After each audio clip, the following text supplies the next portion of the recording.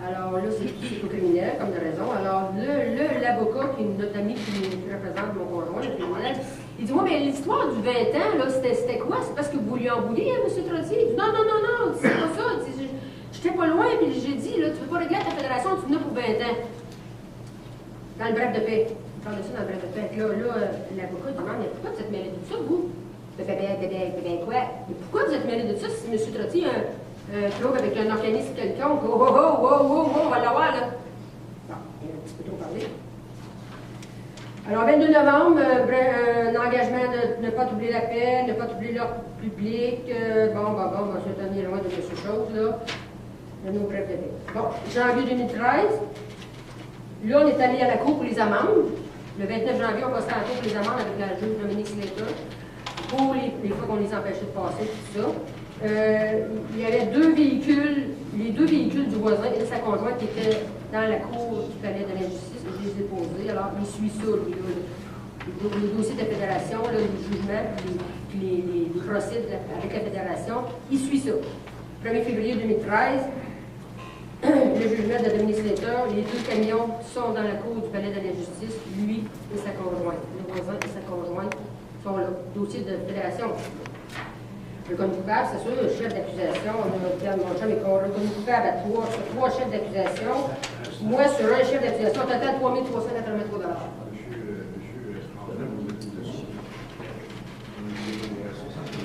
Mais les photos sont pas sorties de la clé.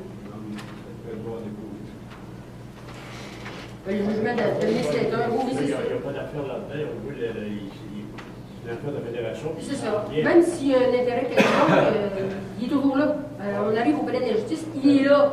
On l'a dans la face en arrivant. Il va déposer. Il va la déposer. Bon, là, après ça, on installe les caméras. Alors là, le 1er mars 2013, ça, 2013, ça a été assez bouleversant. 1er mars 2013, mon conjoint déneige le chemin de la servitude. Le voisin, il n'en a pas encore assez. Il va se placer, il va courir pour se placer devant le souffleur. Un souffleur, en arrière de tracteur, c'est dangereux. Alors, il va vouloir empêcher mon conjoint de déneiger la servitude. Il va se sacrer devant le souffleur. Ça aurait pu être tragique. Il aurait pu passer dans le souffleur parce que mon conjoint il a arrêté de faire ça. Et là, c'est le vendredi, le 1er mars, on ne sait pas, mais quand ils vont aller chacun sur notre bord. Bon, ça restait là, mais là, le 5 et le 6 mars, on passe le 5 et le 6 mars, mardi, mercredi d'après, on passe en cours pour la servitude. OK? Ça a duré 2 jours, de joie à la madame.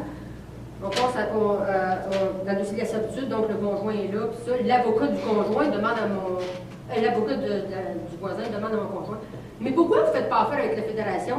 Qu'est-ce que ça vient faire dans le dossier de la servitude? L'avocat du voisin lui demande ça. Pourquoi vous ne faites pas affaire avec la fédération? Mon conjoint répond, on n'a pas affaire avec eux. Là, c'est le 5 et le 6 mars. Alors, le jeudi, là, on a ouvert les valves. Là, ça commence à couler. Donc, là, le jeudi soir, on s'aperçoit que il y a de l'eau, les vagues sont pleines d'eau claire, les suites vont commencer. Fait que le vendredi matin, first thing in the morning, vendredi le 8 mars, la journée internationale des femmes. Mon chum s'en va à la cabane avec un petit cousin, puis il commence à allumer ça, puis vous allez voir tantôt que ça bouille, la vapeur, tout ça, il y a de l'eau en masse, puis il faut que ça le fasse. Il est tout seul à connaître ça, là, mon chum. C'est lui qui gère toute la patente, les cabanes à pompage, le gaz, l'eau, puis le sirop, tout ça. Moi, je prépare les chaudrons, puis tout ça, on s'en va à la cabane à sucre pour au moins un mois et demi, certain, parce qu'on est tout le temps là, dans le temps des sucres. Là, j'arrive à la cabane, mon petit cousin, il ne voit pas le skidoo à mon chum, il ne voit pas mon chum. Le petit cousin, il dit t'as-tu vu les polices? Police? Quelle police? Il y avait 3 chars de police.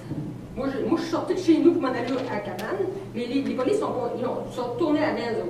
Alors, il y avait 3 chars de police qui sont venus arrêter mon chum, mandat d'arrestation, pour la passe du souffleur de la semaine du vendredi d'avant. Parce que le voisin a fait une plainte au criminel. Alors là, moi, ils sont venus chercher mon chum, là, il est vendredi matin, il est 11h. Là, je panique, là, je ne sais pas quoi faire avec ça. J'appelle notre ami avocat au criminel. J'appelle les polices à paix civile. Ah, Mme Price, pas de problème, votre conjoint il est ici, il n'y a pas de problème. Là, il l'a emmené au poste. Et après ça, il l'amenait au palais de la justice. Puis là, moi, il fallait que j'aille le chercher avant 4 heures. Vendredi après-midi, avant 4 heures, avec 500 piastres de caution. Parce que sans ça, il l'amenait à Trois-Rivières jusqu'à la semaine d'après. S'il amène mon chum à la prison, on manque nos sucres. Qui peut bien vouloir qu'on manque nos sucres? Ils savent très bien que si Régent n'est pas là, on manque nos sucres. Puis qui pouvait savoir qu'on avait de l'eau à bouillir, puis que c'était le temps des sucres, c'était commencé? Ça prenait quelqu'un qui était proche, parce que dans la Beauce, s'il fait frais, c'est pas commencé encore. Châteauguay, c'est presque fini. Dans notre coin, il y a quelqu'un qui savait qu'il y avait de l'eau. Qui pensez-vous qui était proche pour savoir qu'il y avait de l'eau à bouillir? Alors là, moi, je panique. Là, je cours partout, il faut que je trouve 500 piastres. Là, il faut que j'appelle du monde, il faut que les compresseurs marchent. J'appelle un ami, j'appelle le beau-père, j'appelle un autre cousin. Il faut que quelqu'un vienne m'aider parce que là, moi, il faut que je vienne chercher mon chum parce que là, s'il l'amène là, on est fait à l'os, là. J'ai réussi à trouver 500 piastres. Je suis montée au palais de la justice à 3 heures parce qu'à 4 heures, c'était fini. Il n'y a pas de juge le vendredi après-midi. J'ai réussi à monter là avec 500 piastres. Puis quand les polices sont descendus mon chum au premier étage, il m'a dit « Tu peux t'en retourner, j'ai plus le droit de passer dans le chemin de cabane. » Alors, je me suis retournée chez nous, seule. Les polices sont venus le nez, parce que les polices qui s'en venaient dans la cabane. Il n'y avait plus le droit de passer dans le chemin de cabane. Puis là, avec la plainte qui a été faite, il ne peut plus passer. Qu'est-ce qu'il va faire s'il ne veut plus aller passer dans le chemin de cabane pour faire la cabane? Il y a des sucres, il y a juste moi qui dois passer. Là, à partir de là, il faut que je trouve un petit chemin dans le bois, en 4 roues, ça ne passe pas en tracteur, ça ne passe pas en camion, il faut qu'il y ait ses sucres. Alors, quand il est revenu, quand j'ai réussi à revenir à 4h, 4h30, je vous dis que l'atmosphère était très, très tendue à la cabane. Là, il y avait de l'eau et du sirop qui sortait, c'était pas le temps de niaiser, là. Oublie ça, les émotions, là. Ah ouais, ça sort. On a fini ça à 3h du matin, je pense. OK. Là, après ça, Le cabinet d'avocat fait quoi là-dedans? Pardon? Le cabinet d'avocat qui est censé, là, qui est là. Ah, là, c'est au criminel, ça, là. Oh, mais oui. c'est toujours pour nous empêcher d'aller faire nos sucres, là. Ah oui, ça c'est criminel. Alors là, le dossier de la servitude du chemin de cabane, lui, là, mon chum ne peut plus passer dans le chemin de cabane pour aller à la un avocat quand même à quelque part, là, pour être capable de... Non, un avocat au criminel, un de nos amis qui est au criminel, c'était criminel. Sans rien donner. Ben, il a réussi à le faire sortir, il dit, je dis, garde, il faut absolument qu'il sorte, les sucres ont commencé, il dit, je le sais, fait 3 fois, tu m'as dit, ben oui, mais garde, qu'est-ce qu'il faut que je fasse, là? Voilà. Il a réussi à, j'ai son numéro personnel, il est obligé d'aller au palais de justice. Le monsieur, c'est lui-même qui est allé se mettre devant le scooter, c'est Oui. Ben, Oui. mon conjoint il a essayé de poser, mais c'était le soir, tout ça, puis la façon qu'il soufflait à cause de il a sauté devant le super exprès qu'il aurait pu passer dedans, mais pas. Le palais. Arrêtez le Sylvain. Le palais de la justice. Alors là, suite au jugement de la juge Carole Julien, là, moi, je veux contester ça. Alors, je veux contester les amendes. Alors, il faut que je fasse transcrire le procès qui a eu lieu le 29 janvier. Alors, ça va me coûter 488 piastres. Mais là, le jugement qui est sorti le 1er février, la Fédération a fait transcrire le jugement pour prouver qu'on était coupable. Tout écrit, ils ont fait transcrire le jugement.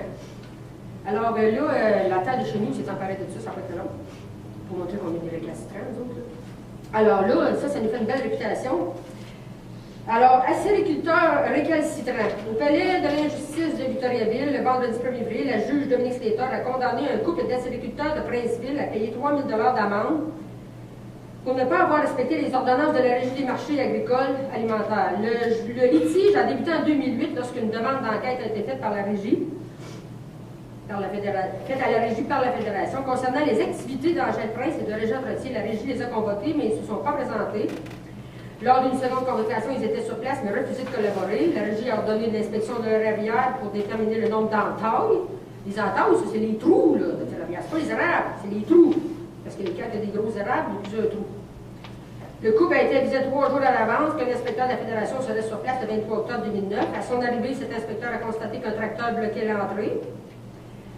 Bon, l'avocat de la Fédération, Mathieu Turcotte, a déposé une plainte à la Cour criminelle et pénale où le couple a eu droit à un procès. Les accusés alléguaient, entre autres, que la Fédération leur devait de l'argent depuis 1991 et ne voulaient absolument pas respecter leur demande. Mme Prince a tenté, sans succès, de faire valoir ses droits autochtones, j'ai tout mentionné ça, qui lui donnait la permission de produire du sirop d'érable qui est d'une tradition ancestrale.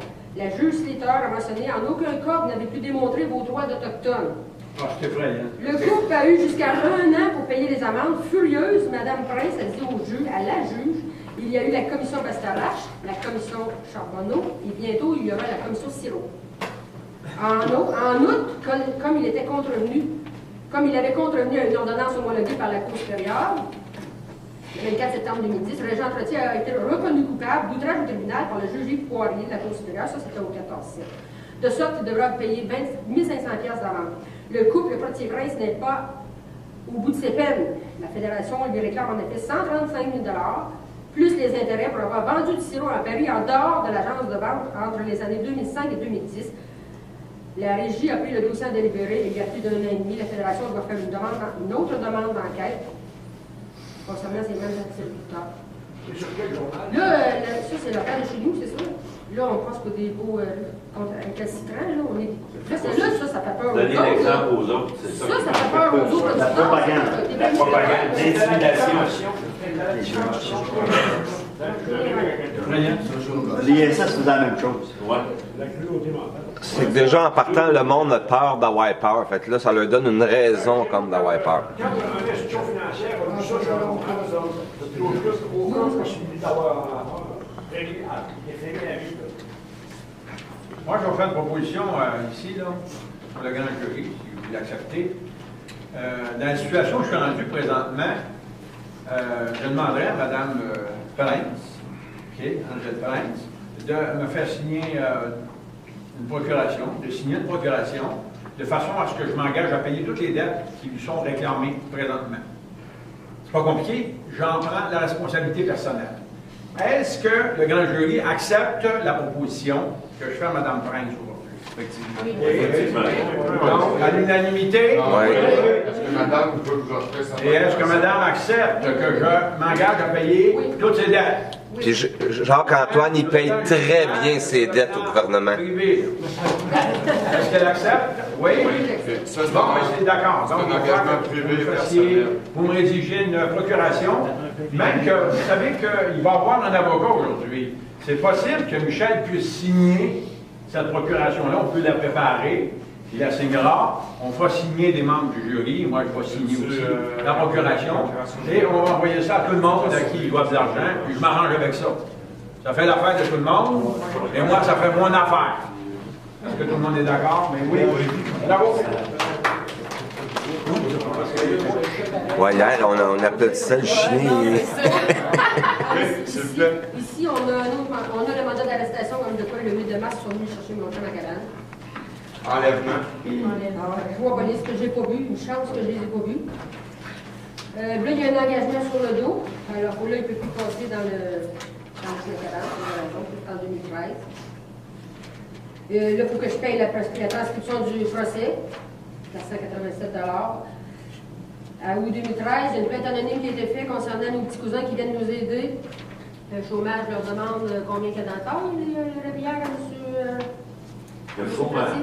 Le chômage, l'assurance chômage. Il y a une plainte anonyme qui a été déposée parce que les petits cousins, ils passent dans le chemin de cabane. Il y a une plainte anonyme qui a été déposée au chômage. Le chômage, les personnes du chômage demandent à nos petits cousins combien il y a dans le temps à l'Érablière, M. Trottier. Ça vient faire. Je ne sais pas, mais aux deux petits cousins. OK? OK. Là, nous, on a contesté le jugement de l'honorable Marc Paradis dans le dossier de la servitude, comme de quoi qui dit que le chemin, c'est pas nous autres, mais que le fonds servant, il y a des obligations. Alors, nous, on conteste ça. Claire, l'avocat qui nous a représenté là-dedans, je prépare une procédure concernant la Cour d'appel. À la Cour d'appel à Québec, il y avait 3 juges, la Dominique Julie Dutil, en tout cas, les 3 autres bandits, là, 2 autres bandits. L'avocat du voisin dépose à la Cour d'appel, dans le dossier de la servitude, dépose la jurisprudence, mais entre autres, il dépose le jugement de la Cour d'appel lorsque mon conjoint a demandé la récusation de 2 juges. Madame la juge, moi, je fais des affaires comme ça, je suis rayée du barreau, M. Trottier a demandé la récusation de 2 juges dans la Cour d'appel. Il dépose le dossier, le jugement de la Fédération, dans le dossier de la servitude. Comprenez-vous, là? Le lendemain, c'est ça où, là, c'est barré partout, là, on en a assez, on est enfermés chez nous. Les polices arrivent chez nous, c'est barré partout, tout ce qui sort, je ne sais pas. Ils ont eu une plainte, le voisin, les 2 polices arrivent chez nous pour nous dire qu'on s'était fait voler à la cabane. c'est le voisin qui les a appelés. Le voisin, il est parti du cordon là, de notre barrière qui s'en va à la cabane. Il n'avouait pas la cabane à sucre. Pour quelle raison que le voisin, il aurait pu appeler l'autre bénéficiaire de l'eau thérapilière pour dire, madame, je pense que vous êtes fait.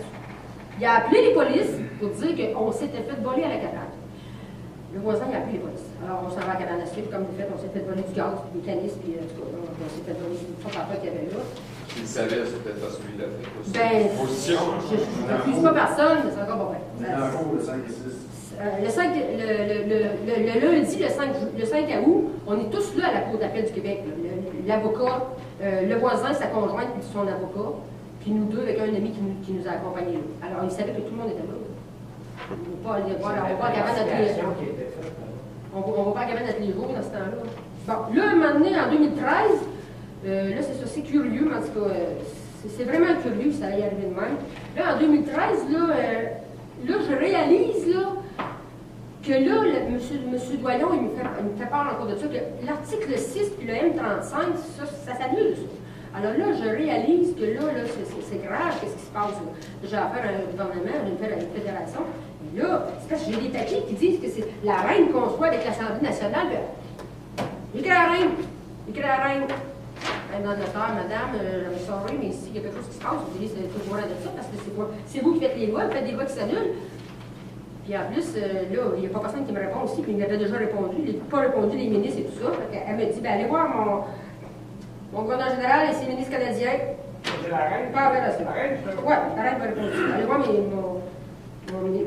procureur général. Oui, j'en ai vu. Là, c'est ça. Puis là, le lendemain, on passe en gros pour le dossier des amendes encore.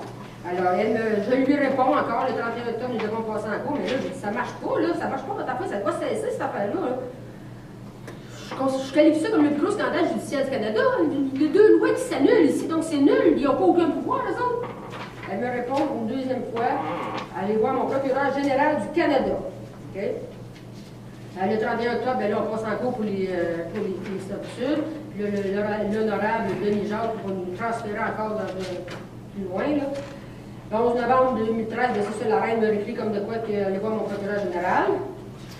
Le décembre 2013, ça finit bien l'année, bien là, on a encore des harcèlements de la part des fédérations, des syndicats de la Fédération de producteurs acélicole, des producteurs, une demande d'enquête encore, il va y avoir des contraventions, puis ils n'entendent aucunement abandonner leur recours, puis faire valoir le droit, puis règlement d'ici le 31 janvier. Fait que là, on a un mois et demi pour régler avec eux autres, la Fédération.